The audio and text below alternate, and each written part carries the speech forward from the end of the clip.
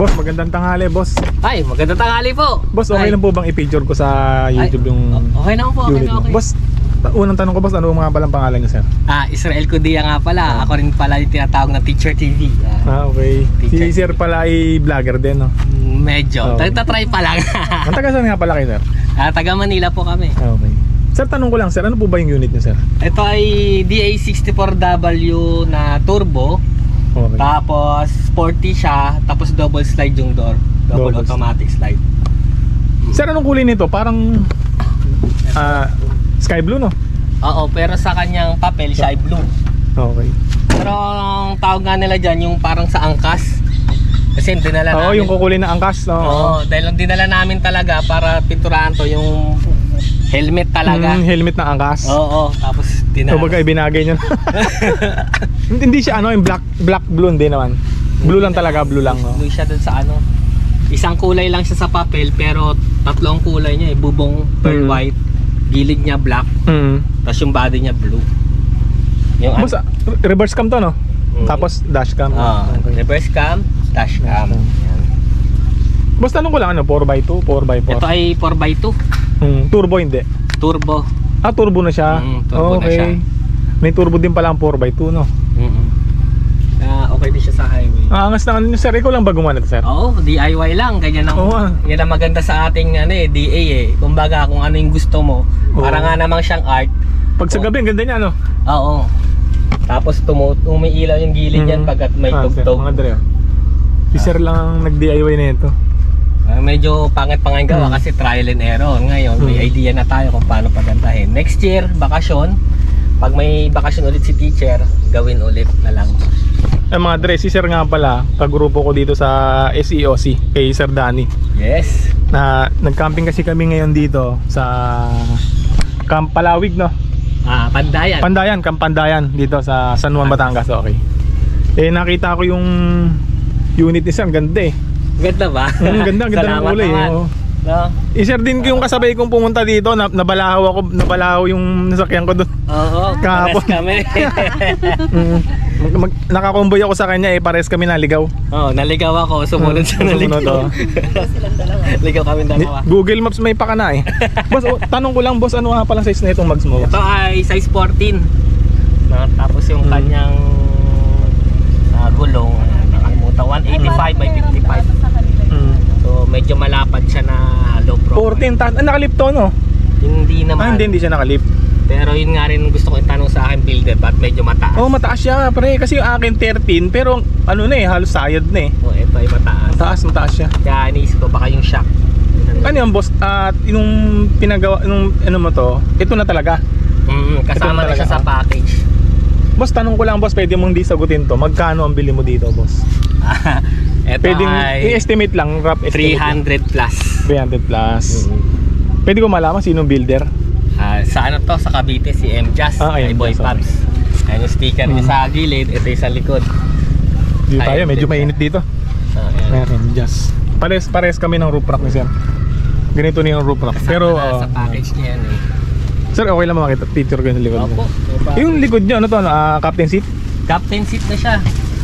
Pasensya na at siyempre galing trabaho, diretso camping. Parang sa akin, mas madumi pa nga yung akin kaysa dito eh. Talagang sa akin, talagang ang duwings niya. Sir, kahit di mo na ano, okay lang. Captain seat din siya. Captain seat.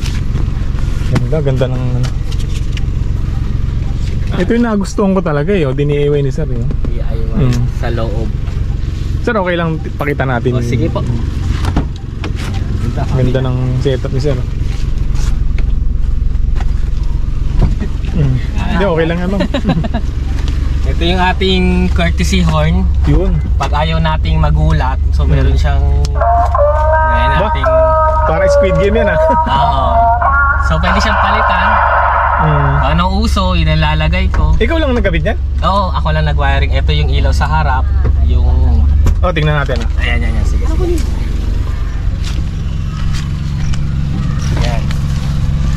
Pagkagabi siya maganda. Oo, ganda nga ito no? Ayan.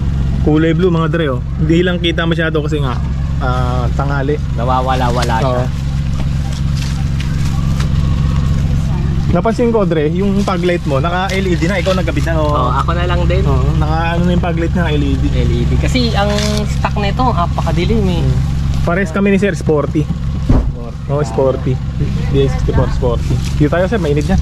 Nga eh. Mainit niya. Papakainit nga. Diri ka ng araw. Parang si Mamang nasunod dito, kulay pink. Hindi, yung labas daw sa kanya yan. Ah, okay. Siya magde-design ng labas kung anong gusto niya. Okay, Basta okay. yung loob akin. So pati basurahan niya, Hello Kitty. Yung cover wala, nilabahan namin, hindi pala Napansin ko may Hello Kitty, no? Sticker, okay. Tapos, Dashcam, no? Pares tayo ng dashcam, Sir. Tapos, ito yung tint niya, may bong na Hello Kitty. meron din, no? Yung sa akin, hindi ko pinatint yung ano, dito lang. Mahirap malinis kasi pag Ganda. pasensya na't makalat. Ito, Sir, ikaw rin nag-ano nito? Oo, ako rin naglagay niyan. Para yan dito sa ilo sa taas. Okay. Ito, ang ganding, oh. Sir, pwede ko makita iba pang picture nito? Ito ngayon kasi, ito lang yung busina. Ito hindi pa nakakabit yung tatlong ilaw to. Sa ilalim yan eh. Sa ilalim mo. Tapos yung sa ilalim ng sasakyan, hindi pa na-finalize yung fuse. Kasi pag nagwa-wiring, dapat laging hiwalay sa fuse at hiwalay sa wiring ng sasakyan. Dapat may separate siyang wiring sa battery para hindi siya makaka-apekto dun sa wiring ng sasakyan. Kung mag-overload man siya o hindi. Okay. Galing mo si Sir lang ang nag-DIY niyan. Sir, ito yung laging tinatanong ko sa mga ini-interview ko. Bakit minivan? Sa dami-dami ng mga sasakyan dyan. Actually, nung bata pa ako, high school pa ako, may nakita na akong multicab noon. Maliit, pero ang daming laman sa loob. Tapos nakita ko, uy, gusto ko ng ganito paglaki ko. Parang pangarap ko na siya talaga. Kasi nakita kong ano na yun, yung dati pang version ng minivan, multicab pa nga tawag. Pag tinupoy yung upuan, ang daming nailalagay sa loob. Tapos nung nakita ko na nga yung minivan, hindi nag-search na ako. Aba, may bagong version, DA. Ang galing. 660cc, pwede sa tao, pwede sa gamit, pwedeng pang camping, pwedeng pang city. So napaka-versatile po talaga niya. Napaka-flexible kung saan mo siya gagamitin. Tapos ang cute pa. Ano na yung mga naging issue niyo dito, Sir, since nung binili niyo siya, pinagawa niyo siya? Siguro yung una, yung pang ilalim, yung shock. Nasira yung isang shock dito sa right side. Tapos yung lower arm. Yan. Normal naman yun eh, no? Kasi Normal. ginagamit eh. Kahit naman mga bagong sakin. Tsaka yung daan kasi sa amin sa may payatas, malubak talaga. Ilan naman yung naging issue mo rin pa lang naman? Yun, yung overheat naman naaandapan natin dahil yung coolant. Kailangan kasi coolant eh. Nababantuan, no? Babantayan talaga eh. Sila na pag nag-overdrive, long drive, pahinga tao. Ano ba yung yung temperature na kailangan kumbaga ma-maintain mo siya para kunyari Siguro, alam mo na siyang mag-overheat na ano bang pagka 97, 98 tapos hindi bumukas yung fan niya, doon ako kinakabahan.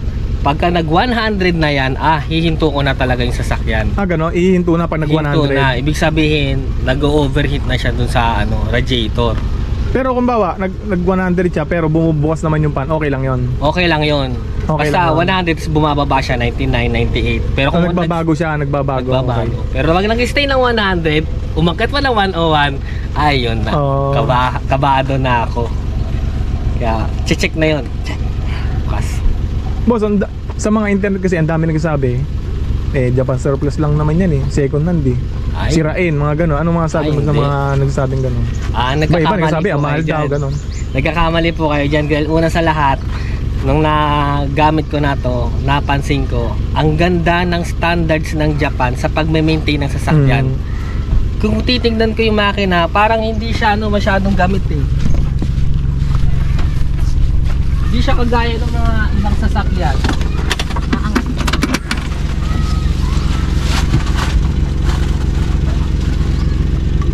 Hindi kaya. Saan natin ito isa? Alam natin natin yung makina. Nakabala ko patuloy yung mga gamit ni Sir. Okay lang po. Minsan. Oo. Bakat na lang ha. Oo, kakat. Kakat ko na lang. Na lang. Ikakat ko na lang yan. Pasok na lang. Oo. Naabala ko patuloy. Sige lang kasi paglilinis din kami.